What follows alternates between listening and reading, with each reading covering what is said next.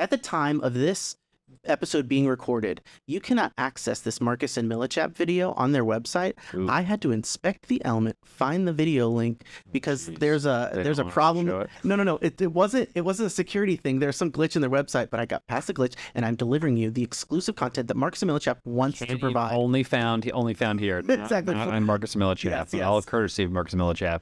Thank you, John Chang. Yes, for sure. He did. So this is a really effective video. I think it takes the wind out of the catastrophist sails, as I was saying earlier. Sure, there are plenty of things that could disrupt the banking system.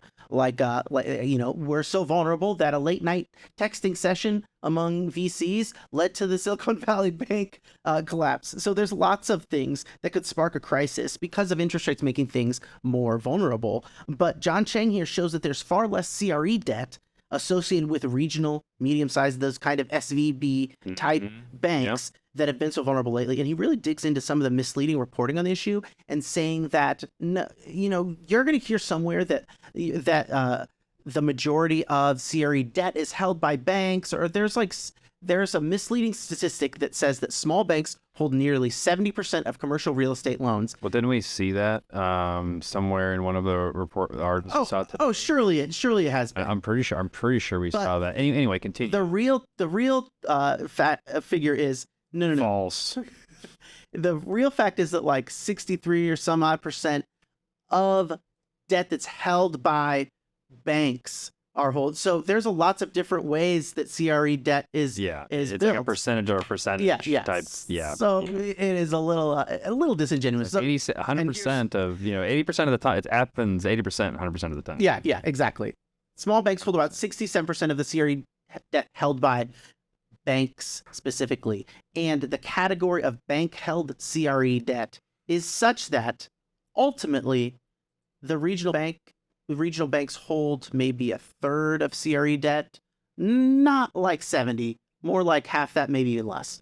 But that's not as exciting. That doesn't lead to certain doom. I think though. I mean, and this is Marcus and Millichap. They do brokerage, and they are in the interest of keeping things afloat. Advisory, they're advisory business. They're trying to sell real estate. Yeah, they don't want to be alarmist, and I think that I am being a little bit more alarmist than they are for sure in this. I think there's still going to be pain, but I do appreciate this is a rare source that actually puts things into real context. And here's a great context here. So these are the estimating outstanding sources of debt. And can you break that down? Yeah, sure. So from the Mortgage Bankers Association, I could have, if the colors were a little bit easier to read. Oh, yeah, I'm sorry. No, CMBS CDO, which is collateralized debt obligation, or other ABS, Matt, so that's 38.2%. No, that was the 16.9. Oh, sorry. Said 16.9. Sorry, the color blind is coming through. So the 6.9 is CMBS, CDO, or other ABS. So that's like, securitized, bundled, collateralized securities.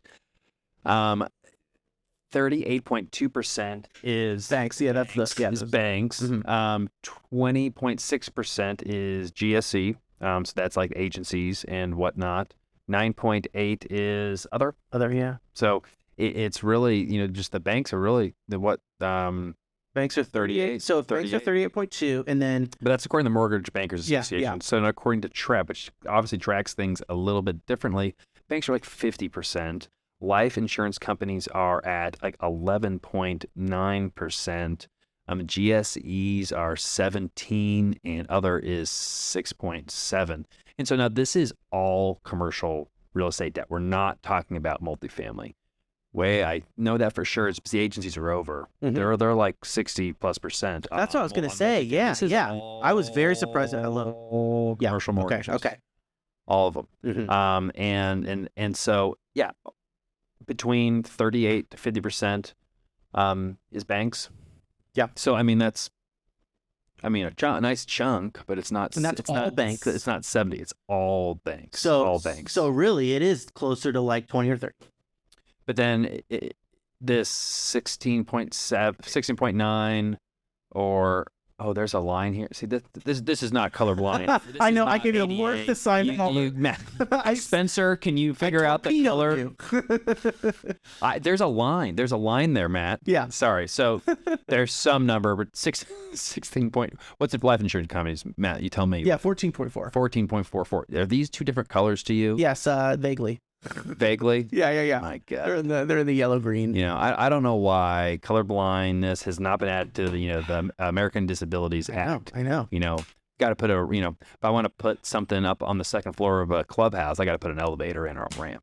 Yeah. But they're not. I can't see the graphs on the Marcus Millichap report. That's a good point. So they should put stripes or something. Exactly. Yep. I'll keep that in mind when we make a. I'll have to make a note. Yep.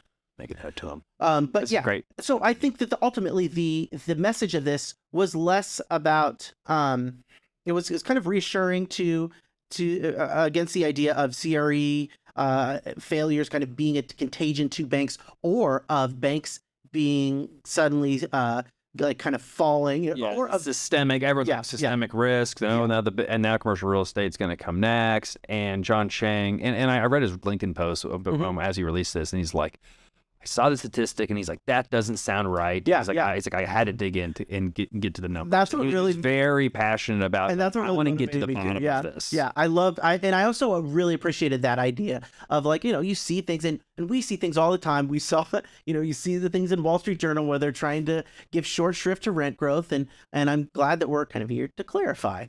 And our best. Yeah, that John Chang is doing it as well. Yeah. So you get the commercial real estate lender composition here. The biggest category of any of these, the way they slice them, is the regional local bank, but it does not represent a dominant form of the lender composition. Except in 2020, shifted a little bit, which makes sense because a lot of the banks weren't lending. Yeah. The government was a big part of 2020, but typically, it does seem like the regional banks are CRE loans default in mass. Oh no, the lip read. No, I don't think so, Matt.